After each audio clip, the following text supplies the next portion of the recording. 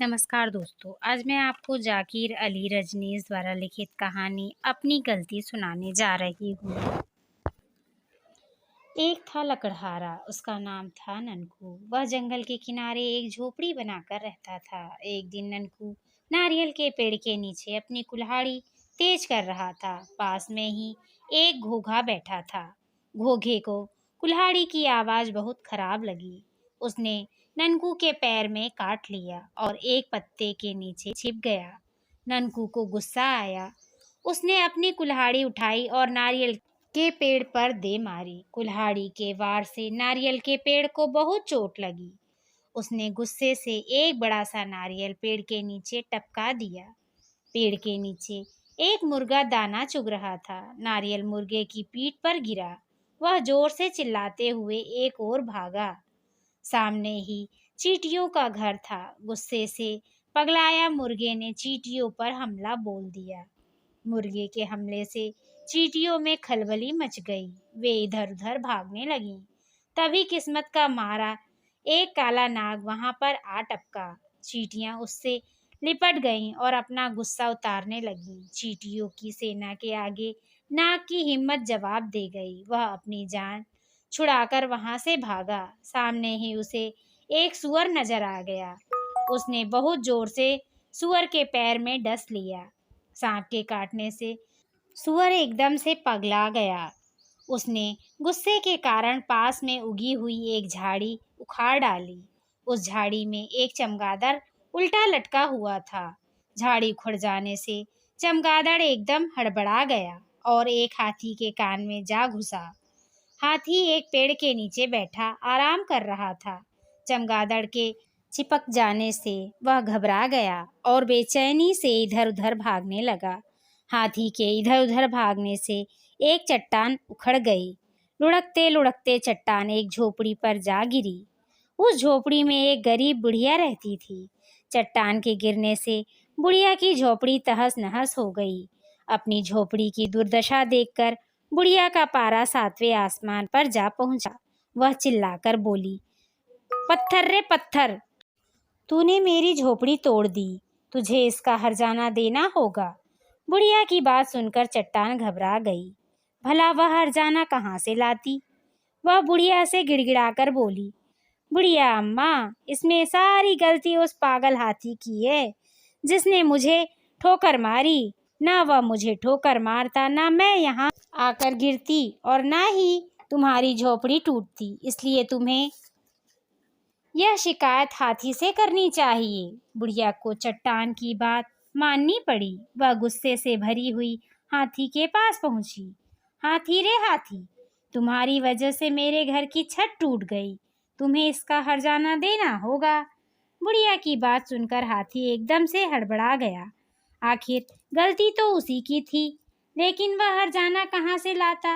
वह अपनी गलती चमगादड़ पर मरता हुआ बोला, नहीं नहीं बुढ़िया माँ, इसमें गलती तो चमगादड़ की है। वह दुष्ट मेरे कान में घुस गया था। इसी वजह से मैं एकदम से हड़बड़ा गया और चट्टान लुढ़क गई। इसलिए तुम्हें अपना हर्जाना भी चमगादड़ से वसूलना चाहिए। अपने पैर पटकती हुई बुढ़िया चमगादड़ के पास पहुंची। वह आंख बंद करके सोने की कोशिश कर रहा था। बुढ़िया की आवाज़ सुनकर वह एकदम से बिगड़ गया। वाह वाह, मैं क्यों हर्जाना देने लगा? तूने मुझे पागल समझा है क्या? अगर तुम हर्जाना चाहती हो तो उस सुअर को खोजो, उसी की सारी गलती है इसमें। कहते कहते चमगादड़ ने आंखें बंद कर ली। बुढ़िया का मन हुआ कि वह इस चमगादड़ के बच्चे को उठाकर पटक दे, पर उसने अपना गुस्सा पी लिया और सुअर की खोज में निकली। थोड़ी दूर पर सुअर जमीन पर लौट रहा था। जैसे ही बुढ़िया ने उससे हर्जाने की बात की, वह भड़क गया और डपटकर बोला, मैं तो यहाँ दर्द के मारे मरा जा रहा हूँ और तुम्हें अपनी झोपड़ी की पड़ी है। अगर तुम में दम है तो उस नाग के पास जाओ और अपना हर्जाना मांगो। सुअर की बात सुनकर बुढ़िया खींच उठी। यह तो वही बात हुई कि उल्टा चोर कोतवाल को डांटे, लेकिन बुढ़िया कर भी क्या सकती थी। उसने चुप रहना ही बेहतर समझा और नाग को खोजने निकल पड़ी। नाग अपने बिल के पास बैठा करा रहा था।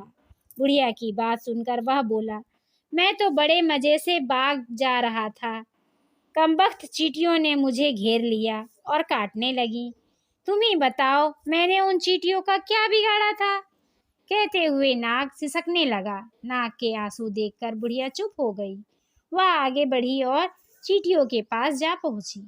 बुढ़िया की बात सुनकर चींटियों की रानी बोली, हमारा तो खुद ही घर बिगड़ गया है, बताओ हम किसके पास जाएं हर्जाना मांगने?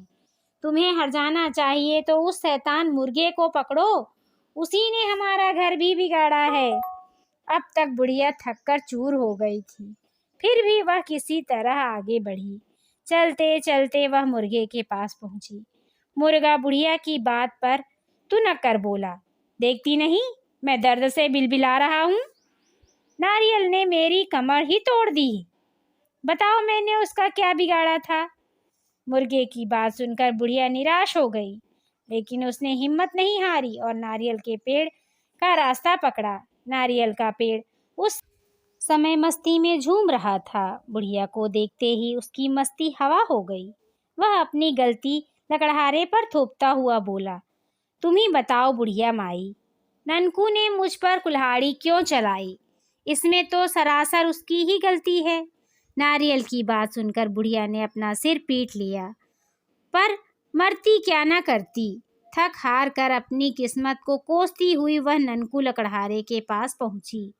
ननकू अपने घर के पास बैठा हुआ पैर में दवा लगा रहा था।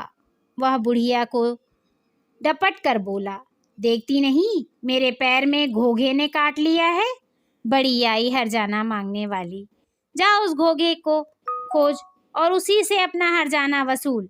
ननकू की बात सुनकर बुढ़िया की सिट्टी पिट्टी गुम हो गई। थकान के मारे उसका बुरा हाल था, फिर भी वह किसी तरह घिसटते हुए घोघे के पास पहुंची। घोघा उस समय तालाब के किनारे बैठा हुआ था। बुढ़िया ने उसे खूब खरी खोटी सुनाई और अपनी झोपड़ी का हर्जाना मांगा। घोघा सिर झुकाए उसकी बातें सुनता रहा। वह अपनी गलती किसी और पर नहीं थोपना चाहता था। उसे अपने किए पर बहुत पछतावा हुआ। वह पानी में कूद गया और शर्म के कारण अपना सिर एक खोल में छुपा लिया। बुढ़िया काफी देर तक बड़बड़ाती रही और फिर निराश होकर अपने घर लौट गई। उस दिन के बाद घोघा कभी खोल के बाहर नहीं निकला।